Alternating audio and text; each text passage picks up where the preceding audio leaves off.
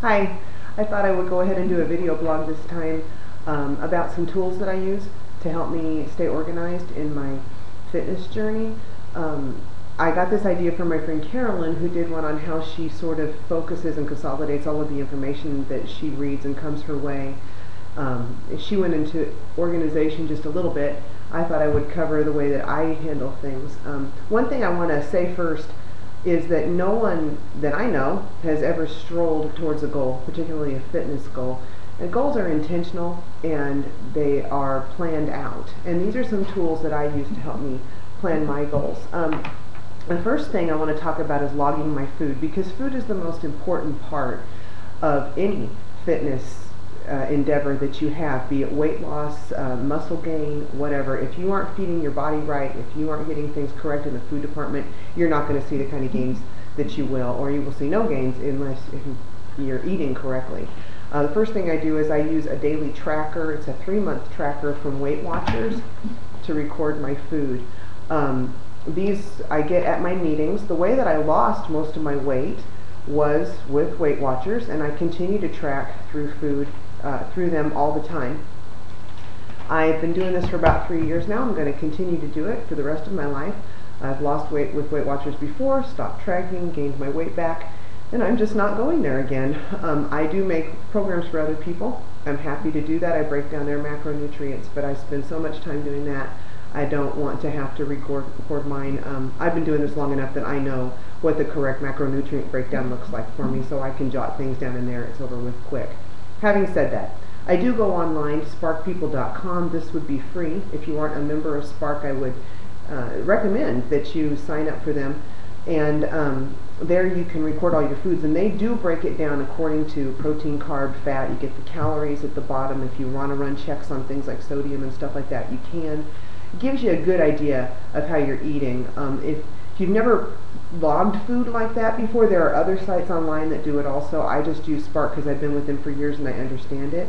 But it is a very, very good way to see what you're eating and get a good picture. And also, if you have a coach working with you, you can send them to that page and they get a look at it, and then they can point out any discrepancies that might be in your plan and better ways that you can manipulate your food to help your body look better. Let's see. Also, regarding food, you know how you're reading your fitness magazines and you come across these really great recipes.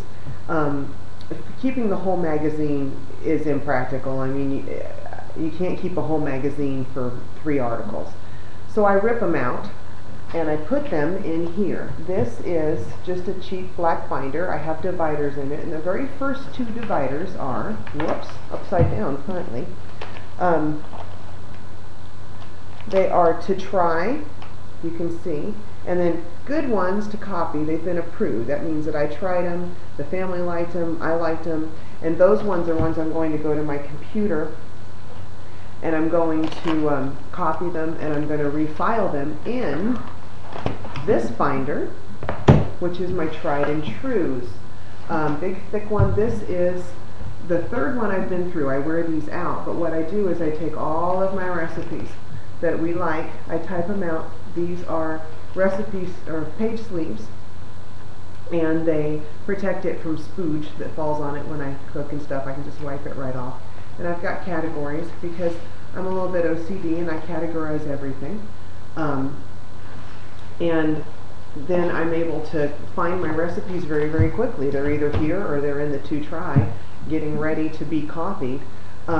Little comment about OCD. You might be watching this thinking I am. You would be right. I'm very proud of this fact. I think that if more people in the world were OCD, the world would probably run a lot smoother.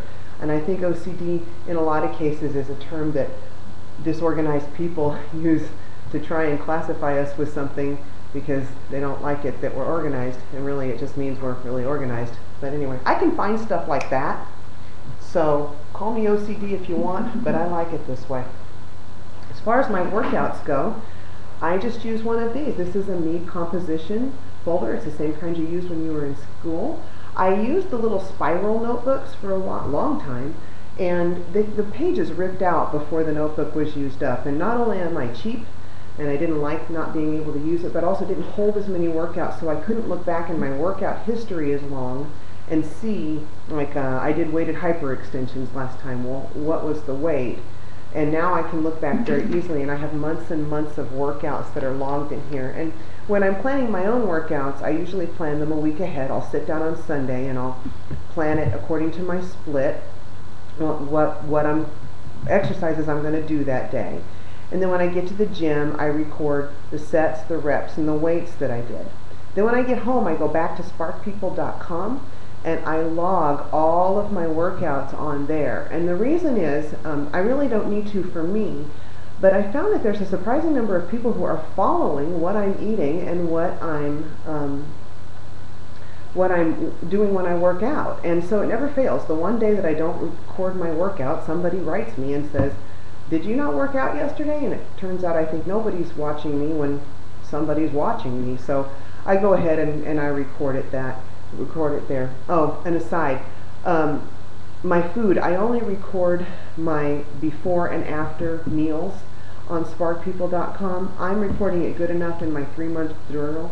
I don't want to put everything on there too. I just do that to benefit other people, because I think the two most important meals you eat during the day are breakfast, which is what I eat before I work out, and then your after workout meal. So I do that to give people a picture. It seems to be the two things people are the most confused about. What should I eat? So I record those so people can get ideas and kind of see what I'm doing. In the back of my composition book, where I record my workouts, and this goes with me to the gym every day, goes in my gym bag, I record everything else I write down. There's my measurements for a challenge that I'm in right now, and my weights, and that way I don't forget, because I will forget if I don't write it down. There is ideas for blogs. I've got ideas for splits I want to do later, depending on what I'm focusing on. A lot of weeks I want to do my legs and my glutes twice, because that's a big problem area for me. Sometimes I'll switch and I'll do my delts twice to try and even up the hips that I'm trying to make smaller by working the legs, and anyway, twice. And I come up with different ideas. Then I also stuff things back there, like here's a got glutes, because we were just talking about that my glutes is one of my problem areas. So there's some different exercises in here I want the description on, and I will keep that with me. I also have got a workout on legs that my friend Rosalind Berry, who's fantastic, gave me. Her trainer, Kim Odo, I think it was cheating probably to give me this, because he's like a real famous trainer, but he gave this to her. And so when I just don't want to have to think and I'm by myself, sometimes I'll go in and do that leg workout instead of my own, and then I always hurt afterwards, so it's a good workout.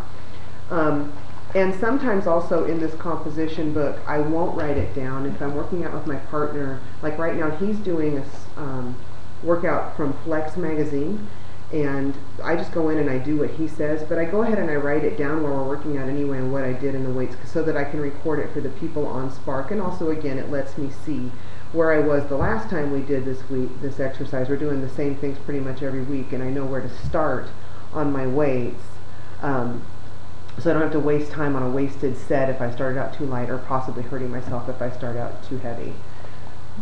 So that is a very handy thing. And the last thing I'm going to show you, this is a real simple accordion folder, and inside I have the little files divided according to body part.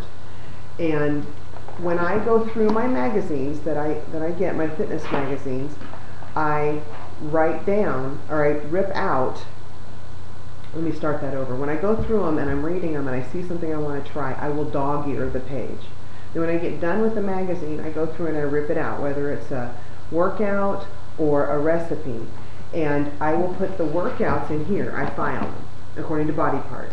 And if it's a recipe, I put it in the to try folder here. And then I can throw the rest of the magazine away, and I don't have these magazines accumulating all over the place.